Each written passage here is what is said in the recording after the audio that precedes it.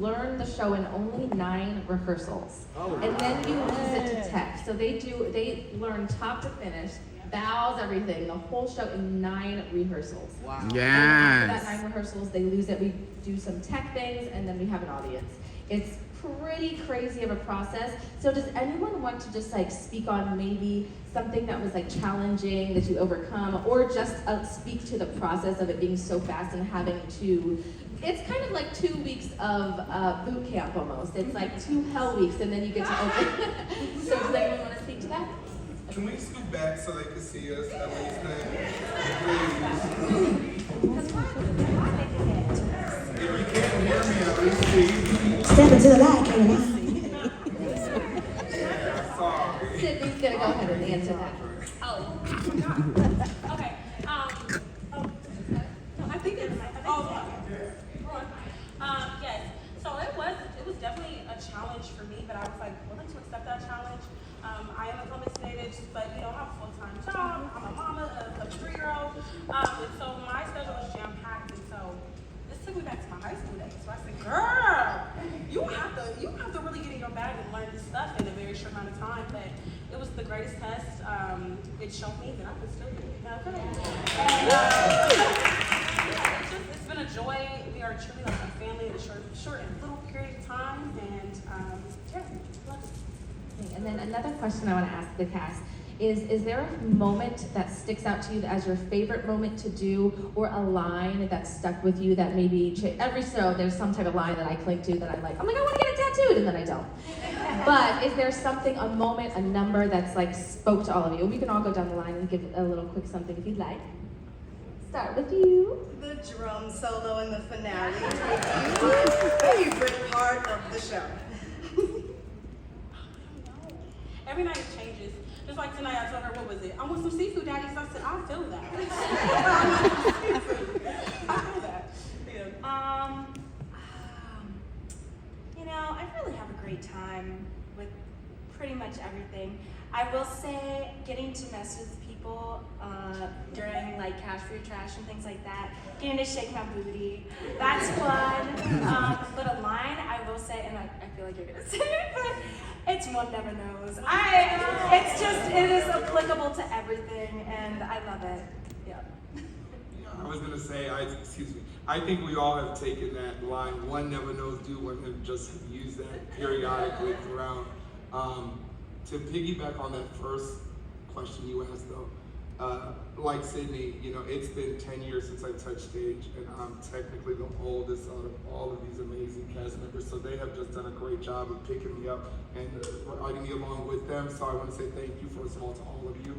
Thank you to your amazing audience. But besides one never knows, do one. Just this show is filled with so many nuances that you would not think carry into 2024, and they do. And so there will forever be a part of Andre that goes with Isaac, no matter what. Let's be the right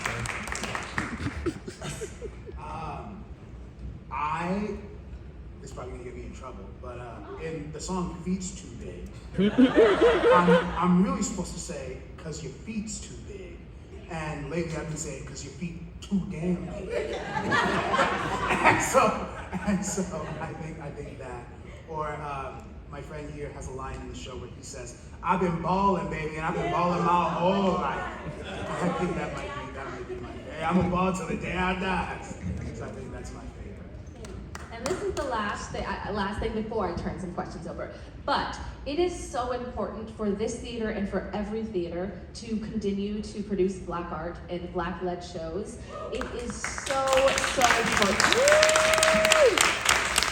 And Short North Stage is doing really, really great work here with making it a point to have a show every single season that is just so embracive of the culture. And this City of Columbus is fighting for that. We want more shows like that. We want things to be cast properly and done properly. And we want our stories to be told. And so does anyone have anything to say about the importance of doing the show, or has there been any moments, maybe Black and Blue, that's hit you differently, or is there a different feeling doing a show that is all of your peers, you know what it took to get here? Because doing shows as Black artists, you definitely have to fight through a lot to continue because you're told all this time, this isn't really for you. And then you say, yes it is, yes it is, yes it is, until you're finally here. So does anyone want to kind of speak to that and speak to what it feels like? Absolutely.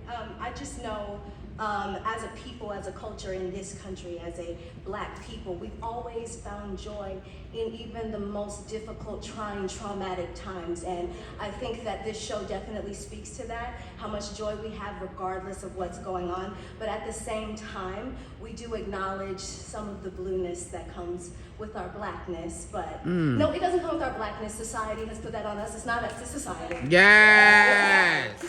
But we still, despite it all, we still find joy, and we still find time to celebrate. We still find time to dance, sing, and trailblaze, and do so much for the culture. Not just for the United States of America, but for the world. And so I'm just really proud of who I am and what I am and what this show represents to me. All right!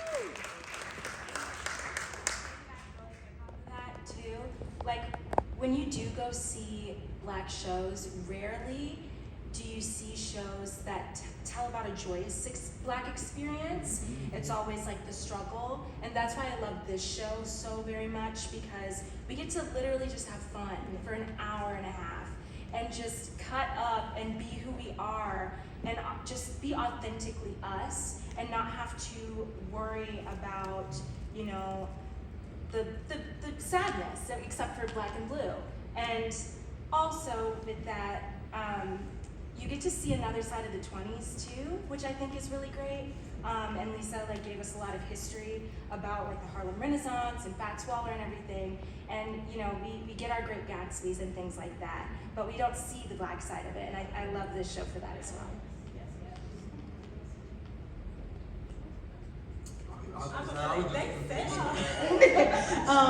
Being the music director for this show, first of all, can we just give a big congratulations to Short North Stage for having 2 Black women? Yes! That's a phenomenal that you don't get to see very often in our theater community throughout the world. So it's been an honor working with Lisa and with this whole entire cast, making our stories be told, because every show that I do, yes, it might be a fictional story, but there are real people that have probably lived this experience that you're seeing on stage. You know, art imitates life, life imitates art. So even though these characters are fictional, there could have been Black people who lived these experiences that we're showing on stage, and being able to express that through song, one of the only things that can pierce both hemispheres of the brain at the same time, something that just is entrenched into your being, and being able to have beautiful Black people on this stage singing these wonderful songs to you by Fats Waller, this jazz music that was created by Black people, all this just blackity black, black, black. And I love being able to tell this story and to tell these stories with these lovely people on stage, because when's the next time you're going to see Ain't MisBehaving in Columbus, Ohio? Okay. When's the next time you're going to see Ain't MisBehaving on stage on Broadway? So every moment that we get to tell these stories and to share our struggle and to share our joy, it's always an honor and a privilege. And yeah, I'm glad that I got to experience this with everybody. Now, does anyone have any questions in the audience for the cast? Any questions? I see one. I see a couple. Let's start down here.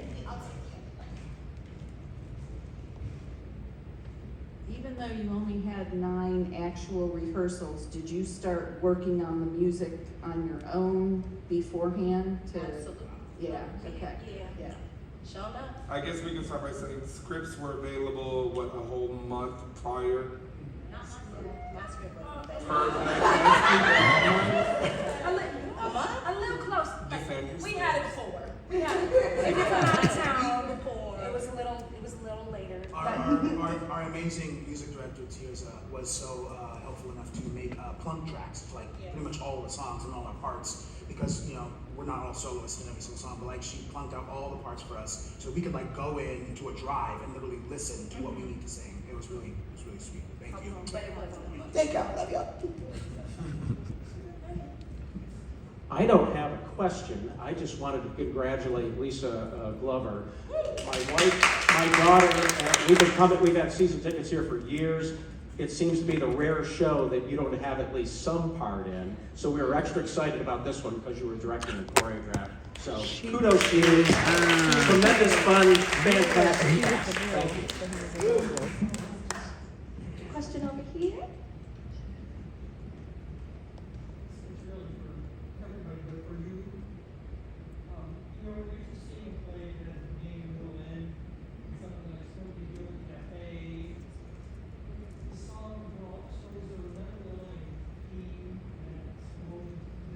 That's a great question. So what's interesting, turn over here. What's interesting about this show is that there is not specifically a storyline that happens, but it's Fats Waller's music from the 20s through the 40s, and it's also not in chronological order, so you can't even do like a time period thing. But the music itself, it just tells the stories of the time. And so what we decided to do was make it into a rent party, which Fats Waller used to throw. And that's kind of where Stride Piano was born, in these parties where they would put out a jar and collect a quarter at the door when you would come in, and they called them joints, so they could throw the police off because prohibition, everything was illegal. And piano became popular because you couldn't have a whole band because you were trying to be quiet from the police. So you could hear a stride piano through the party, but not loud enough to alert police. So the whole storyline that we decided to take is that these characters are entering to this after-hours spot. They're getting keys from someone, and then they're just having this night, a party to his music. We're kind of telling the story of the times. But for the show itself, it's a music review, so there isn't a through line. But we really found that each individual song tells its own story. We kind of wove it together into this magical night that these 5 people come and meet at a rent party. Anyone else?